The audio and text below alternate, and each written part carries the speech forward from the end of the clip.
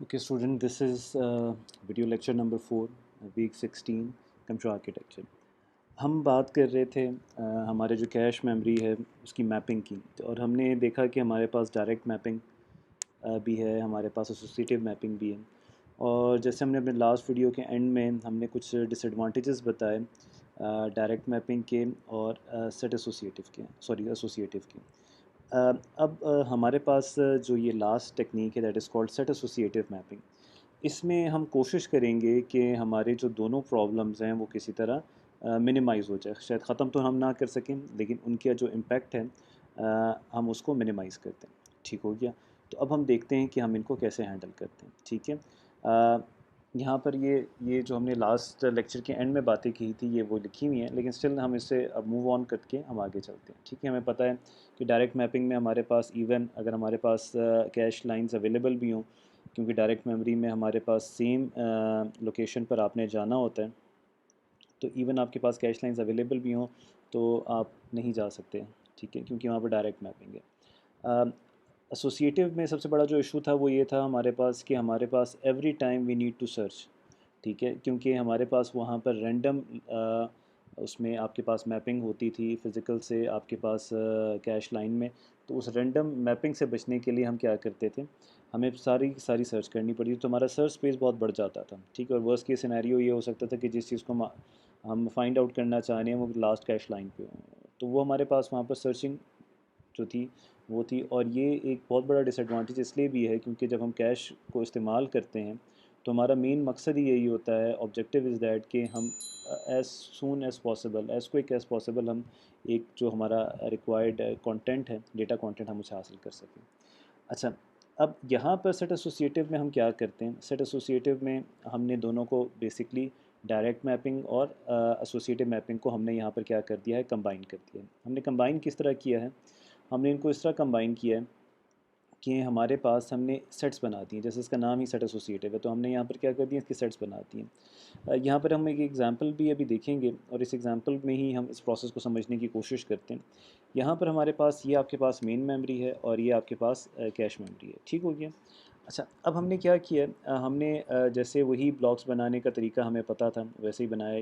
Comparatively now this is a larger memory जो हम discuss कर रहे थे प्रीवियस एग्जांपल्स में, और इस तरह हमारे पास जो कैश मेमोरी है ये भी काफ़ी बड़ी है एज़ कम्पेयर टू जो हमारी एग्जांपल है। अच्छा, अब हमने यहाँ पर क्या कर दिए, हमने जो कैश मेमोरी है उसको ब्लॉक्स में तो डिवाइड किया है, साथ ही साथ हमने उसे सेट्स में भी डिवाइड कर दिया। अब सेट्स में डिवाइड करने का क्या फ़ायदा होगा, सेट में डिवाइड करने का क्या फ़ायदा होगा, सेट में डिवाइड करने का ये फ़ायदा होगा कि हमारे पास ये होगा कि अब हमारे पास जो ये ब्लॉक्स हैं, फॉर एग्ज़ाम्पल ये दो ब्लॉक्स, ये हमने डेडिकेट कर दिए हैं फॉर एग्ज़ाम्पल सेट नंबर 1 के साथ। सिमिलरली जो हमारे नेक्स्ट ब्लॉक्स हैं, दो ब्लॉक्स, वो हमने डेडिकेट कर दिए हैं किसके साथ, सेट 1 के साथ। तो बेसिकली हमने क्या किया है, हमने ब्लॉक को डायरेक्ट मैपिंग की तरह एसोसिएट कर दिया है सेट्स पे। ठीक है, ये बात तो हमें समझ आ गई। लेकिन अब इसका फ़ायदा क्या हुआ, डिफरेंस कहाँ पर आया, अब जो हमारा सेट है वो बेसिकली वो आपके पास एक ब्लॉक नहीं है। ठीक है, उसमें एक ब्लॉक नहीं आ सकता, उसमें मल्टीपल ब्लॉक आ सकते हैं।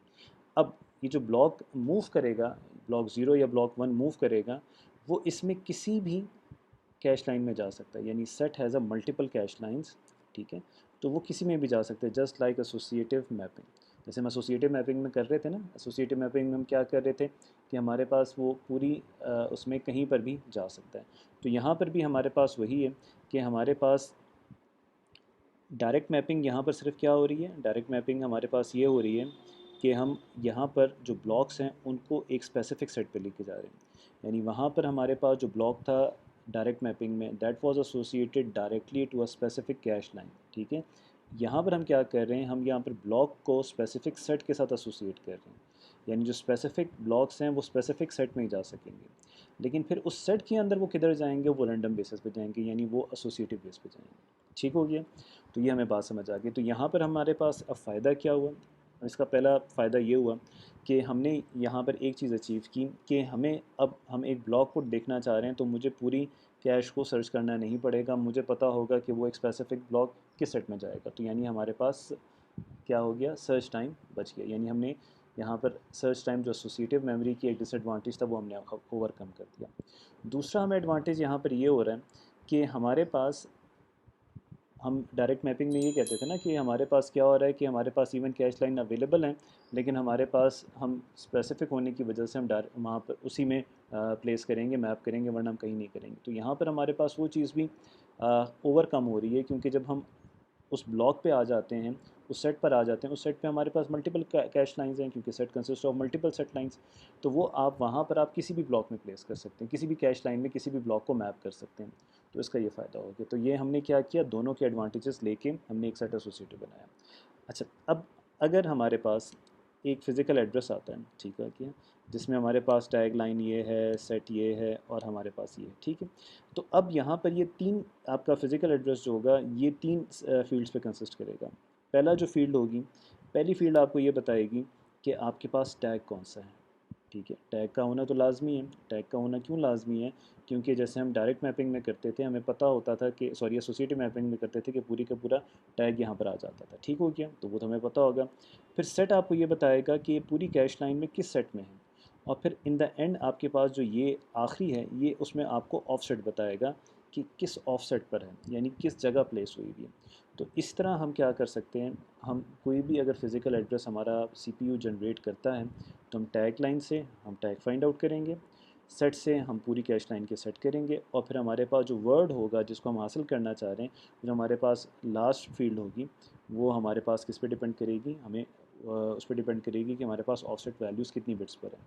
अच्छा, अच्छा, अब यहाँ पर एक और चीज़ हमने देखनी है कि यहाँ पर जो ये साइज़ है फ़िज़िकल एड्रेस का, ये डिपेंड करता है हमारी मेन मेमोरी पर। जैसे हमने प्रीवियस एग्जांपल्स में देखा था, इसमें भी हम देखते हैं कि हमारे पास जो ये है ये हमारे पास कितना है, 16 बिट्स का हमारे पास क्या आ रहा है, यानी इसमें जो हमारे पास टोटल नंबर ऑफ़ लोकेशंस हैं वो कितनी हैं, 65,536, ये हमें समझ आ गई। अच्छा, अगर मेरा ब्लॉक साइज़ यहाँ पर है 8 बाइट्स का, ठीक है, तो आप 64, तो यहाँ पर एक मिनट, हम जी चलें, हमारे पास 64,000 को, या 64 किलो आप कह लें, या 65,536 कह लें, उससे आप डिवाइड कर लें। फॉर एग्जांपल मेरा जो एक ब्लॉक है उसमें 32 बिट्स हैं, तो आपके पास ब्लॉक साइज़ आ जाएगा, वैसे ही होगा। सिमिलरली जो ब्लॉक साइज़ वहाँ पर होगा वो ब्लॉक साइज़ यहाँ पर भी होगा। सेट आपने डिवाइड करना है इक्वल साइज़ में। यहाँ पर आपके पास ये जो एग्जांपल है ये आपको ये बता रही है कि आपके पास स्पेसिफ़िक जो ब्लॉक होंगे वो स्पेसिफ़िक कैश लाइन में जाएंगे, जैसे यहाँ पर, और वो वही मेथड होगा जो हमने देखा था डायरेक्ट मैपिंग वाला, वही होगा। अच्छा, चलिए, अब हमारे पास ये कैश मेमोरी की बातें ख़त्म होती हैं, हम अब आगे चलते हैं ऑक्सिलरी मेमोरीज़ में। ऑक्सिलरी मेमोरीज़ क्या होती हैं? ऑक्सिलरी मेमोरीज़ हमारे पास एडिशनल मेमोरीज़ होती हैं। ये एडिशनल मेमोरीज़ हमारे पास जो होती हैं, ये हमारे पास लास्ट डेटा स्टोरेज के लिए इस्तेमाल होती हैं। जैसे one of the auxiliary memory आप लोग वाकिफ़ हैं, मैग्नेटिक डिस्क, मैग्नेटिक टेप्स भी हैं जो अब ऑलमोस्ट ऑब्सोलीट हो गए हैं, इस्तेमाल नहीं होते। सीडीज़ एंड डीवीडीज़ भी हैं, वो भी अब इस्तेमाल नहीं होती। लेकिन मैग्नेटिक डिस्क कभी भी इस्तेमाल हो रहे हैं, और हमने आगे जाके सॉलिड स्टेट ड्राइव को भी देखना है। हमारे पास जो मैग्नेटिक डिस्क होता है, ये मैग्नेटिक डिस्क जो होता है इसमें data in the form of bit store होता है। लेकिन हम इसे मैग्नेटिक क्यों कहते हैं? इसे हम मैग्नेटिक इसलिए कहते हैं क्योंकि हमारे पास मैग्नेटिक प्लेट्स इस्तेमाल होती हैं, और मैग्नेटिक प्लेट्स इस्तेमाल इसलिए होती हैं टू स्टोर डेटा।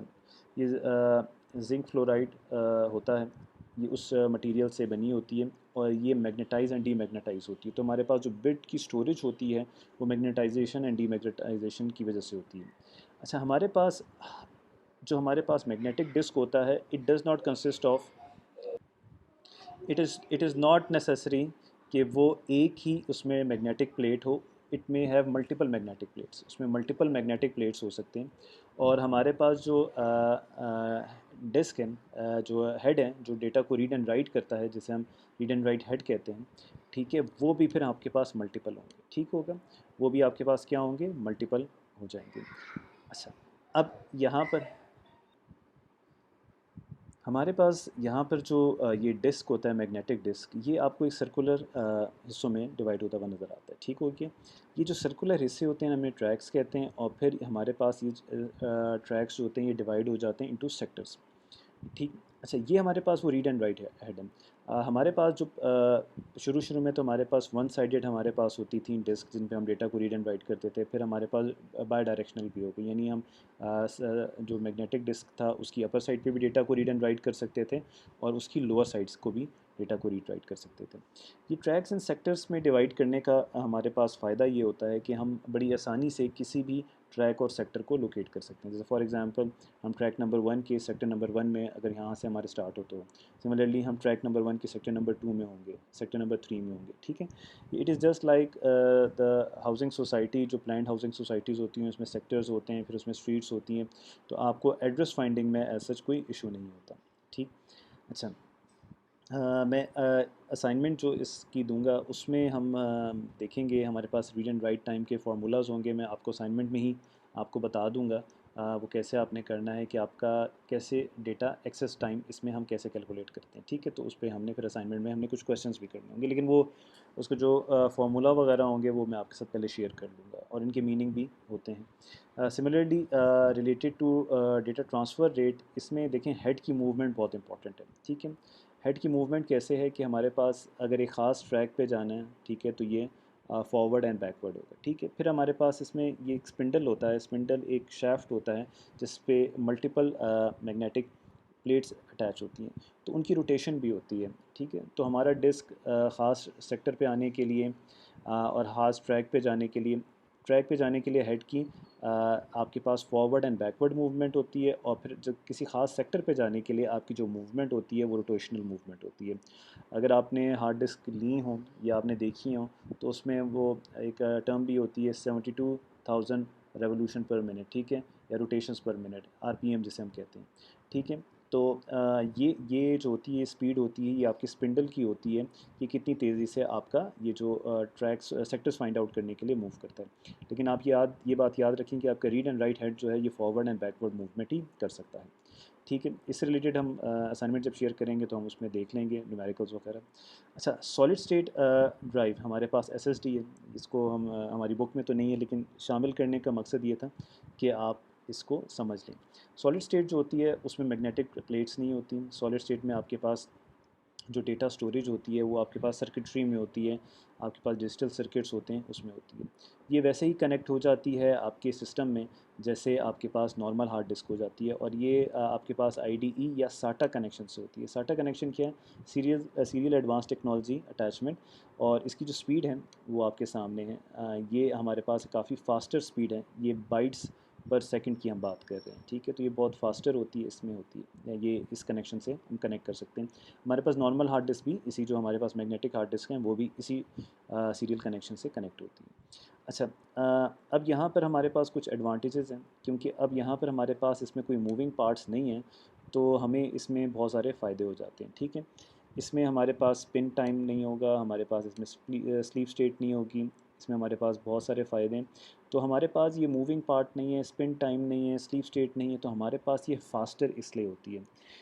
अगर हम कंपेयर करें यहाँ पर इसे मैग्नेटिक डिस्क से, तो आपकी जैसे मैंने बताया रोटेशन होगी, आपकी हेड की मूवमेंट होगी, ख़ास ट्रैक और सेक्टर जब आइडेंटिफाई होगा तब एक टाइम लगता है। ठीक है, लेकिन यहाँ पर वो तमाम चीज़ें नहीं हैं, एंड फॉर दैट रीज़न आपका जो ये एसएसडी है ये हमारे पास बहुत फास्टर है। ठीक है, जैसे यहाँ पर लिखा हुआ है ये लाइटर है, क्वाइटर है, और इसकी पावर भी कंजम्पशन बहुत, क्योंकि यहाँ पर हमारे पास मैकेनिकल पोर्शन बहुत ज़्यादा है। मैकेनिकल पोर्शन यानी मूवमेंट वाला पार्ट बहुत ज़्यादा है, and movement obviously it takes time.